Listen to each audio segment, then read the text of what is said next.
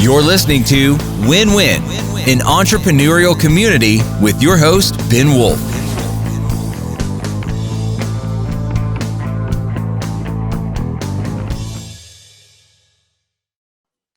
And welcome to Win Win, an entrepreneurial community. As always, I'm your host, Ben Wolf, and I am very, very happy today to introduce my guest, who is going to teach us how busy entrepreneurs can spread prosperity in their own communities. Our guest today is founder of Mosaic Genius, a firm which builds a sustainable ecosystem of wealth in communities of color by connecting and supporting entrepreneurs and established venture capitalists. She's also the founder of Head and Heart Philanthropy. You can learn more about her at mosaicgenius.com. That's mosaicgenius.com. And with that, I give you Christal Jackson. Welcome, Christal. Hi, Ben. Thank you for having me, and happy Friday. Happy day to you. And I guess what I'm going to ask you, what I ask all my guests to start off with, which is just give me like a quick 2-minute background, a story. How did you get to be doing the kind of stuff that you're doing now? Wow, I don't know that I can really put it into words to express. I'm not using a timer, so don't worry. That's okay. But the immense gratitude around what I have a chance to do every day. I mean, some people dream of being able to make the world a better place. And I have to say it's been a combination of two things. Life experience, being raised in the South in a family that was very committed to community. Second, education at Spelman College, which is very big on service and impact. And then 3 great mentors that sort of helped guide my career once I finished graduate school. And so you put those 3 pillars together and they sort of helped create for me a sense of the world that said, you can be and do anything you want to do. Mm-hmm. And understanding that, impact and serving others is a great part of that. And it's amazing. So, I mean, you made that your calling or your career as well, not just something that you do. Not that it's not amazing when people do that on the side. That's how most of us can contribute to the community. But you made that a full-time endeavor. Oh, I'm from Nashville, by the way. Where are you from in the South? I am originally from Houston, born and raised in Houston, Texas, and cool. Yeah, from Houston. Well, I got a lot of family there, and I'm actually going to Houston on April 30th for a conference hosted by EOS Worldwide, Entrepreneurial Operating System Organization. The annual conference with I think over 1,000 people. So this is gonna be my first time going, and it's gonna be in Houston. And I'm seeing family there Saturday night after the conference. Just some family I haven't seen in over 20 years. So looking forward to it. Okay, wonderful. You'll love Houston. I'm sorry, sure. And it's a good time to go because right now it's not so humid. Well, that's good, right? It's the very end of April. So it's like, starting the trip at the end of April, ending it in the beginning of May. So hopefully it'll be not too hot by then, but not too bad. So Christal, I want to start with my first question here, which is, what do the data say, or what have you seen anecdotally about how minority entrepreneurs are faring, in their businesses, or how things are going relative to the general entrepreneurial community? Great question. So we'll start with African-American Black female entrepreneurs. Let's start there. Okay. It takes $250,000 more dollars for her to start a business. So that's me. So in other words, when we launch a company, we already start out with a deficit of about $250,000. Why? Like, where does that come from? What is that? It is because of the lack of access to capital. It is a lack of access to possible clients. And then just the cost to run a business. And so oftentimes most businesses in my community, if they survive the first 3 years, they are miraculous. It is a miracle to survive beyond 3 years. So you're already starting out with those issues. And then when you think about the if you think about the venture capital world and how I think it's 0.5% of dollars make it to Black and Brown founders. And I always throw in VCs as well. The capital just does not flow. And so people are oftentimes struggling to perform at an optimal level, deliver service, build a business. You're trying, I look at it this way, you're trying to throw the ball and catch it and run with it at the same time, which is not sustainable. It is not. Wow. I mean, I guess it's harder. So it definitely sounds harder than it is for most people. I mean, I think the statistic is taking everybody together into account. They say that maybe 5% of small businesses survive. No, I think 50%. I think it was like 50% of small businesses survive past 5 years, and something like 5% make it to $1 million in revenue. I think that was the statistic I heard overall. So it's a very small number that make it past that that very small business stage anyway. So to have those other disadvantages you talked about. You can't get a loan, you don't have friends and family, all those things, they, and then, people start out with student loan debt. It's just, it's like one issue just the issues keep compounding. So you have these amazing people, bright folks trying to do something, and they have all of these other attachments that don't support their growth. Right. So, so I guess then, okay, so let's go a little bit more into that then. Like what, because I kind of wanted to go through this backwards. Like if we're going to talk about how small and mid-sized business owners who are busy people, busy running their own, just consumed with their own businesses and their own personal lives, how can they increase prosperity in their communities? So I want to first work backwards to understand, well, what's the difference? And then second question is why? Like, what are the contributing factors? So I guess once we understand those, we could think about, okay, well, what can people do in those areas that might connect with, one or more of those underlying factors? So what are some of the factors or reasons why people have those disadvantages, or you see those differences in outcome? Well, I think, if you, I use this as an example, you still have people in America saying they're first generation college students, right? You still have people saying that. And every time I hear it, it reminds me of the breadth of the inequity in this country, right? That there are people that are basically still just starting out. Whereas if you look at their counterparts, now I'm third generation college with my family, right? But if you look at counterparts, people are fourth and fifth, right, in this country. So there's already a building block, right? You have something to build on. So if you're just getting out of the gate 4 and 5 generations behind others, right, you're not starting at the same point, yet you are being held to the same standards. Well, you're working in the same market in a sense. Exactly. And so, so that's just the structural challenges of the right. So there's right.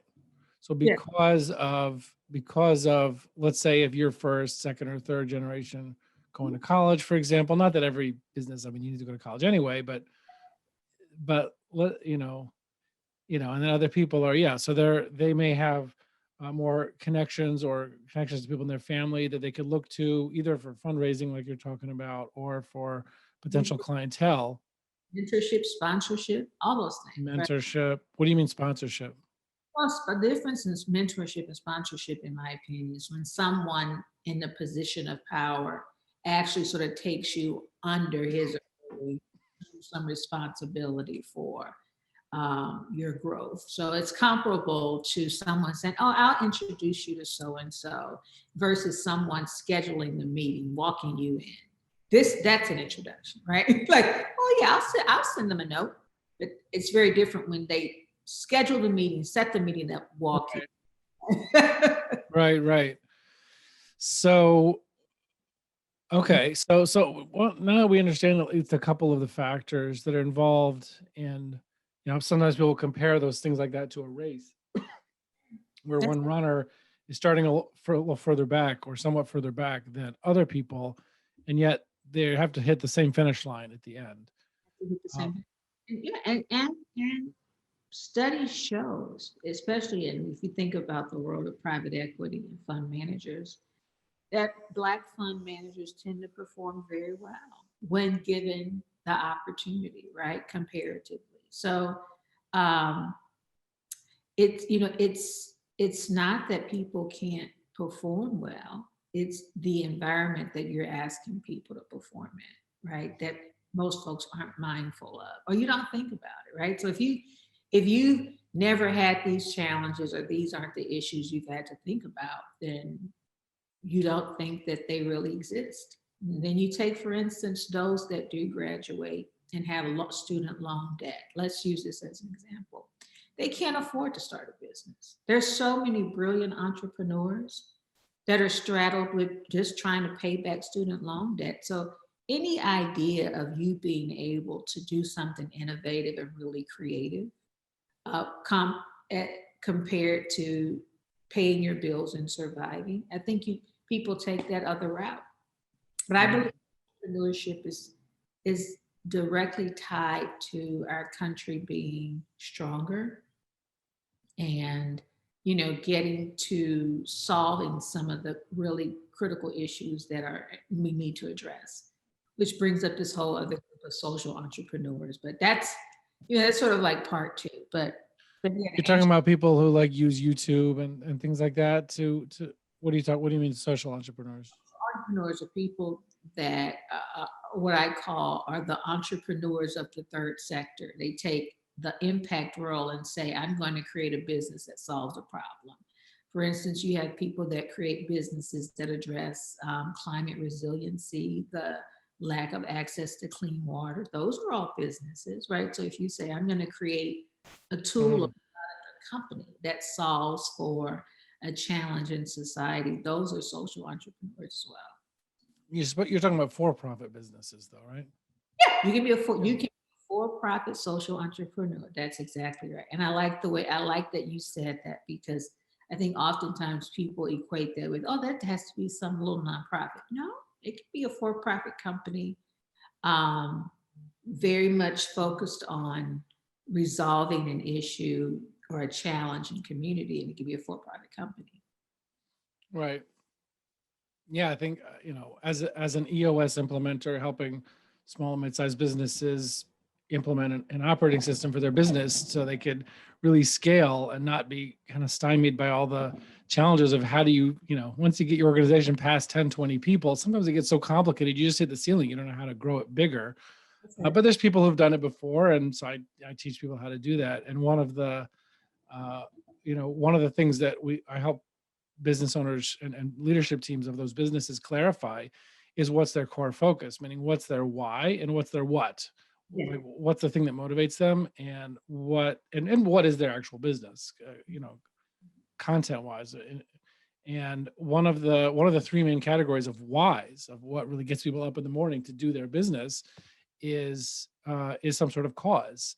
Yeah. So I don't know what the percentage is of people that choose their why as a cause as opposed to a passion or a purpose, but it's yeah, there's a lot of businesses that are like that to help solve some social issue, and of course make a profit and have prosperity in their own life as well at the same time. That's right. That's exactly right. um okay, so getting down to the people listening to or watching this right now, um some of them may be the same people who you're talking about, from uh, minority people or who come from certain disadvantages that they're that they have to swim upstream against in a way. So, but what can everybody do? Like, what, let's say, okay, what, this bothers me. What Crystal's talking about, this bothers me. Um, but like, I don't, so what can I do? What can I do? I don't have a ton of like discretionary income, let's say, to invest in that business directly with a lot of money. Maybe some do, but what can people do? Regular people, small and mid-sized business owners who are listening to this show or watching this show, what can they do? Can you become a customer? Right? I mean, if there is a service that is being offered that you just said, well, perhaps I'll consider this year spending X amount of dollars with diverse entrepreneurs. Can you become a customer? That's what I say to everyone. Like, Yeah. there- Well, every business is a customer of a number of vendors. exactly right. These printing companies, marketing companies, That's it. And I'm not right. insurance brokers. I mean, there's all kinds of things. Services, and it's not all about consumer facing. It's professional services. Can I hire a Black or brown webmaster for my company? Like, how can you? Professional services. Think about all. Why isn't that happening? Meaning, I'm sure people would say, like, of course I would, but maybe we don't know those people, or I so. I think that human behavior is to go to what you know, and so people tend to stay in their circle, and that's what we do.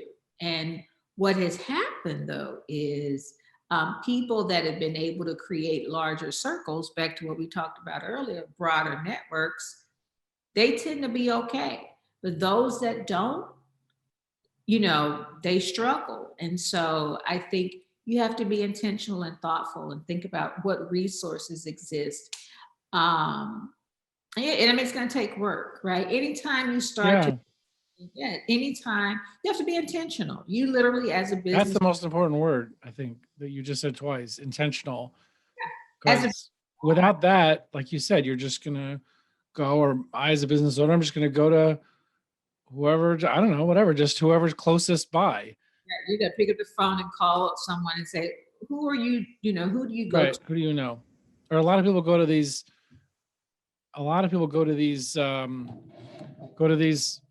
like networking groups. I don't know. They have them all over the place, but you go to BNI has chapters all over the place. And right. But I'm sure that, people would, if there's vendors in the group who are Black or whatever, some other, group would, I mean, they'd be happy to use them, but a lot of, but if there's nobody like that, then again, they're just not nearby. So that inertia takes over. I guess, one thing, I guess the more, I don't know, is it feasible for people to, I don't know, join more of these groups, and that way they get access to the whole chapter. There's 20, 30 local business owners that they're all of a sudden in the group with, they see every week or every 2 weeks or however often the group has meetings.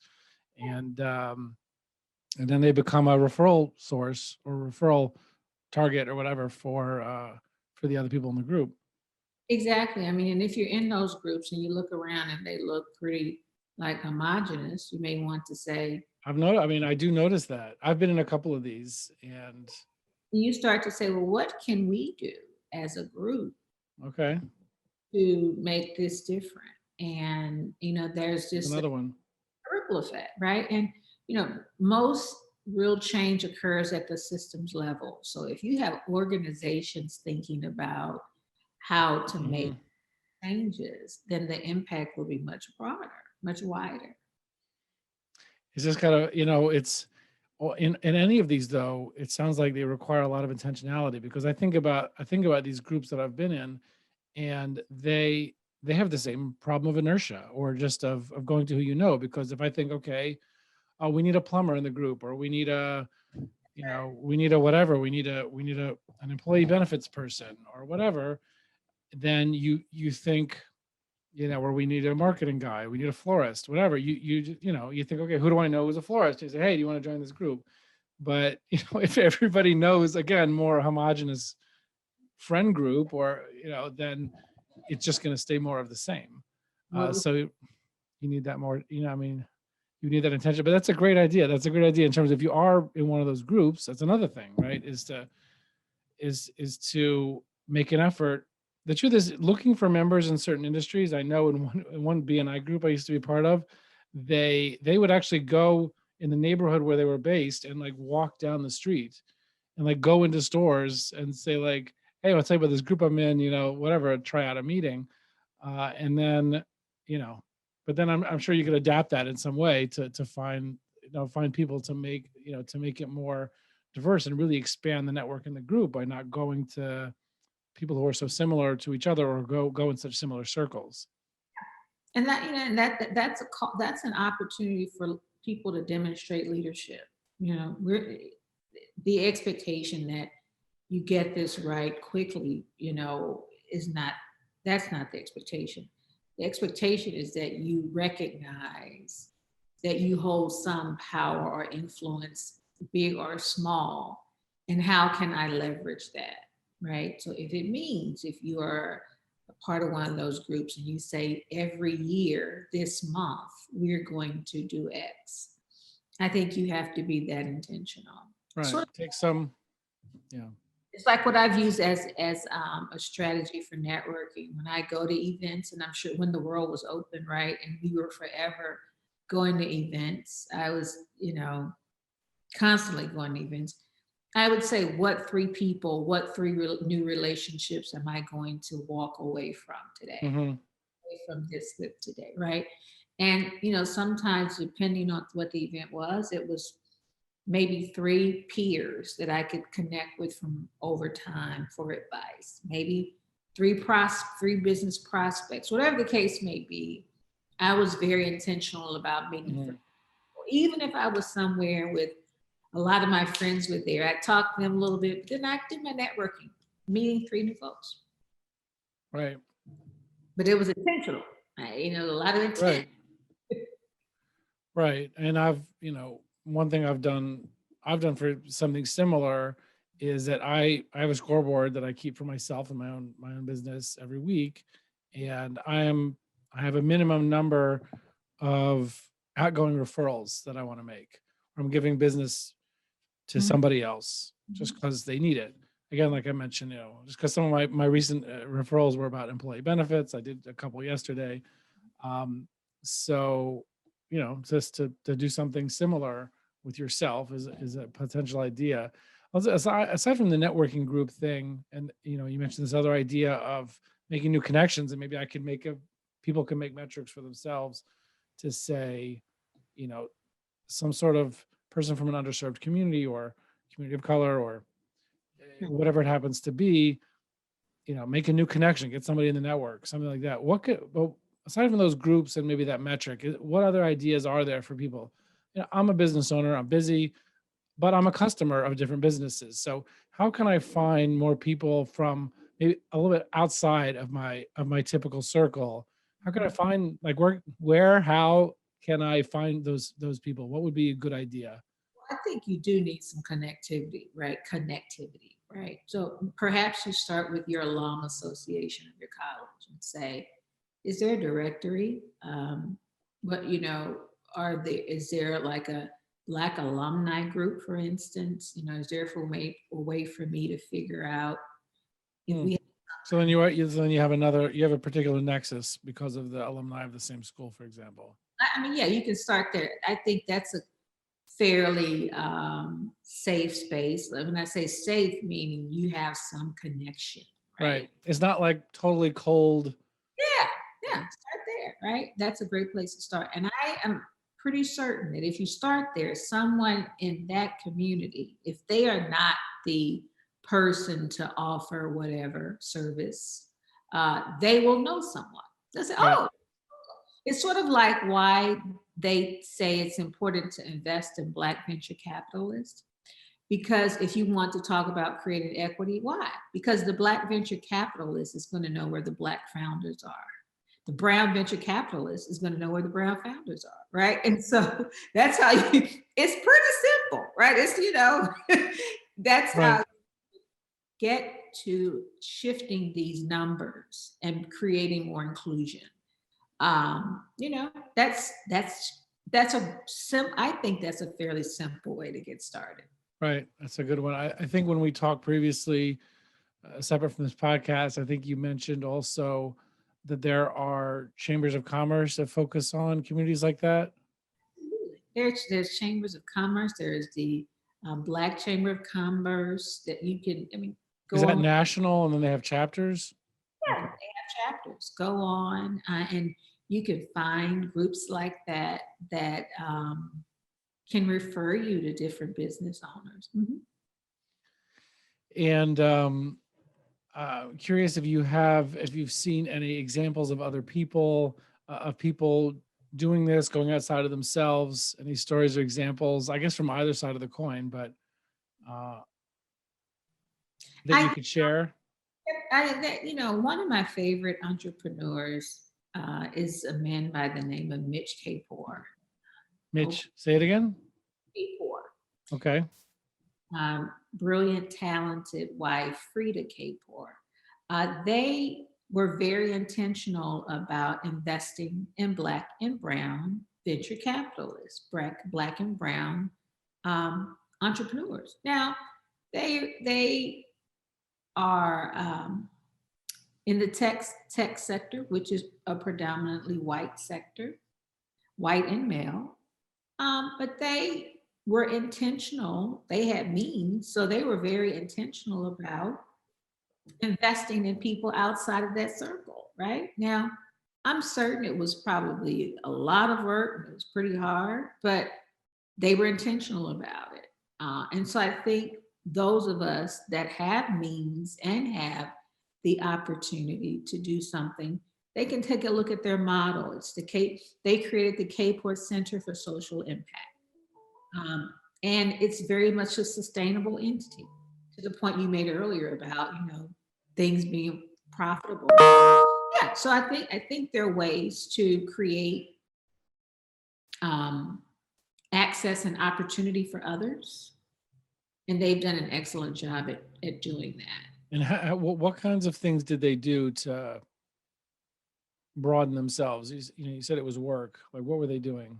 Well, no, I mean, they probably could tell you what they actually did, but I could, what I have seen the fruit of is The results.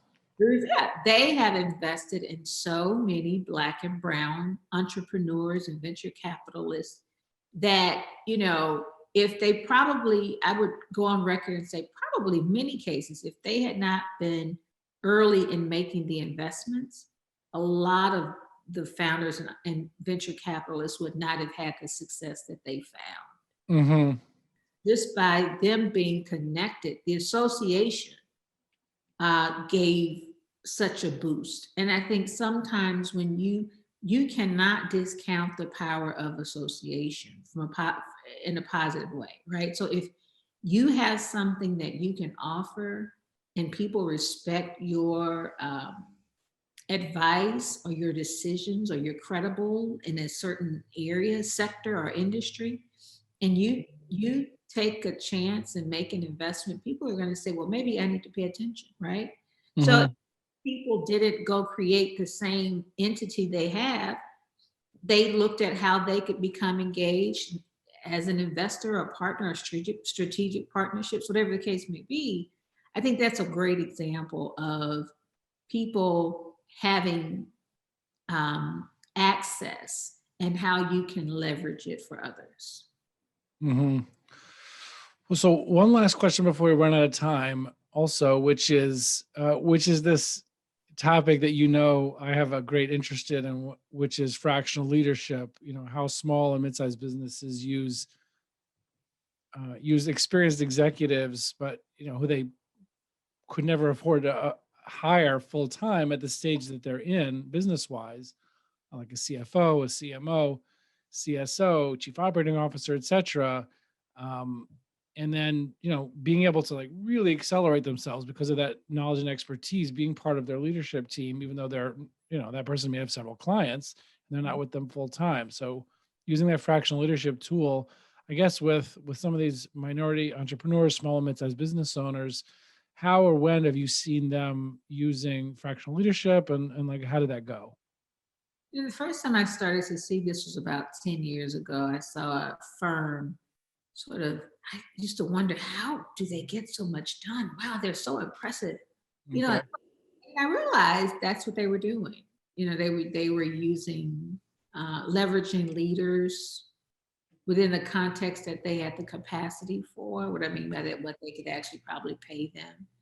And, when people are invested, but the goal was everyone wanted to be a part of a bigger firm. And so it worked out for everyone, right? Mm-hmm. So I started to really implement that model into my work. And, I look for people, of course, first and foremost, that know a topic much better than I do. And I, and this as an entrepreneur, when you have someone that's competent and capable, you just sort of feel this sense of, like you don't have to, and try more relaxed, more relaxed, confident, more confident, and trying to start a business and run a business.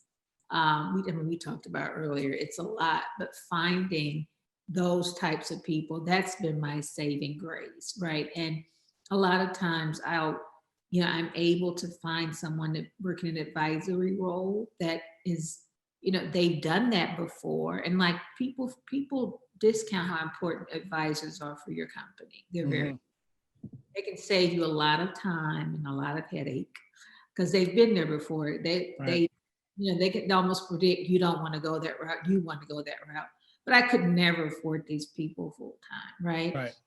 And then in the case of the chief operating officer, finally have someone that, she's stepping away from corporate America. So she brings so much experience. I could never afford her. Right. And I make certain she recognizes it and that she knows I appreciate her. But a fraction of her time has been so helpful for me because, I've just been able to be more productive from a business development perspective because I'm not so busy thinking about the operations. Right. And she points things out for me like, but remember you said you wanted to accomplish X. And then I'll go, well, yeah, I did say that. She said, well, if that's what you want to do, then this is not what you should be doing, And so again, right. It's just been great to have someone in that role. And I do think fractional leadership is a great strategy for small to mid-sized businesses to scale. Right. Yeah, that's awesome. Yeah, I appreciate it. And I do appreciate that. And fully agree. I'm a form of a COO. That's the kind of fractional leadership service I provide to clients. It's called a fractional integrator, kind of in the EOS, in the community of companies using EOS. I appreciate you sharing your experience on that and for coming on the show. And again, people can find out more about Christal and her work at mosaicgenius.com. Again, mosaicgenius.com. And, obviously Google Head and Heart Philanthropy as well and find out more about that. But thank you so much for coming on. I really, really appreciate it. Thank you for having me. It's been a pleasure and an honor. I really appreciate that. And this coming week, we're going into the last week of Women's History Month. Mm-hmm. And I am having 4 conversations with 4 amazing, very different female entrepreneurs that are on what I call incredible impact journeys. And they are making a difference, and doing good at the same time. And is that something people register for to participate in? Actually, you can catch me on my LinkedIn Live page. So go to LinkedIn. You can go to LinkedIn and follow me there, Christal M. Jackson. Okay. And that's the best. That's the best way. All right, I'll put that in the show notes also, and I'll put that in the show notes. I'll get from your feed the exact name or whatever to use, but we'll definitely put that in the notes so people can participate and listen and watch that. And again, thank you so much for coming on and appreciate it. And for everybody else, we'll see you guys on the other side. Bye. You're listening to Win Win, an entrepreneurial community with your host, Ben Wolf.